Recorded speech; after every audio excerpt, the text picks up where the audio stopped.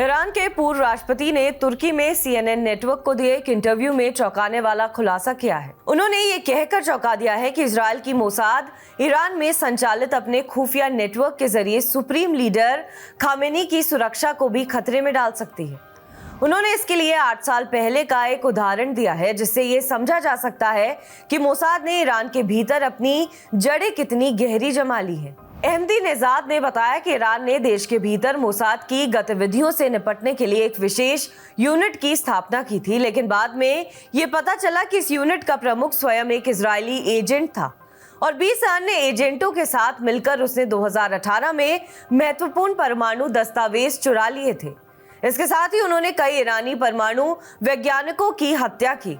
उन्होंने ये भी दावा किया है कि पकड़े जाने से पहले सभी एजेंट ईरान से भागने में सफल रहे और अब वे इजराइल में रहते हैं। न्यूयॉर्क टाइम्स के मुताबिक 6 साल पहले एक साहसिक अभियान में मोसाद एजेंटों ने आधी रात को तेहरान के एक गोदाम में घुसपैठ की और ईरान के परमाणु हथियारों के विकास का विवरण देने वाले 1 लाख से ज्यादा दस्तावेज चुरा लिए। सिर्फ 6 घंटों के दौरान 2 दर्जन से अधिक एजेंटों ने दस्तावेजों तक पहुंचने के लिए गोदाम के अंदर तिजोरियों को काट दिया, जिन्हें बाद में अंतर्राष्ट्रीय परमाणु ऊर्जा एजेंसी द्वारा प्रमाणिक के रूप में सत्यापित किया गया। इसके बाद प्रधानमंत्री नेतन्याहू ने घोषणा की कि उनके देश ने ईरान के परमाणु हथियार के लिए प्रयास से संबंधित फाइलों का एक खजाना प्राप्त किया है। उन्होंने तेलवीव में एक मंच से उन दस्तावेजों की प्रस्तुति दी।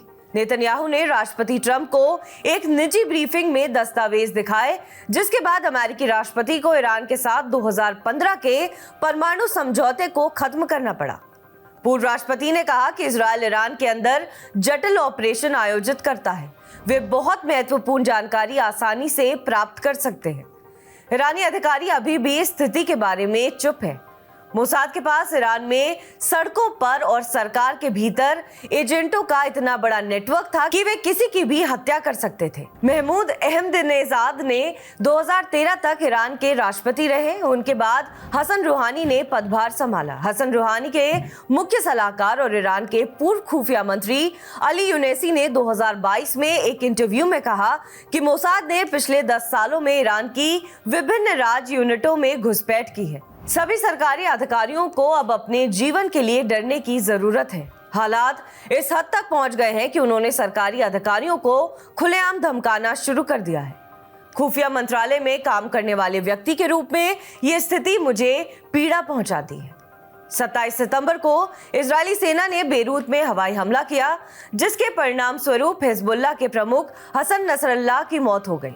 इस हत्या ने ईरानी शासन के भीतर जासूसी के बारे में व्यापक चर्चा को जन्म दिया है।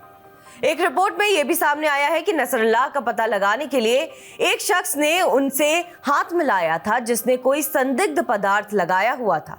वो पदार्थ नसरल्लाह के हाथ पर लग गया और उसके इमारत में पहुंचने के 2 मिनट के बाद ही इजरायली वायुसेना ने बमबारी कर दी। बहरहाल इस खबर पर आपका क्या कुछ कहना है, हमें कमेंट करके जरूर बताएं।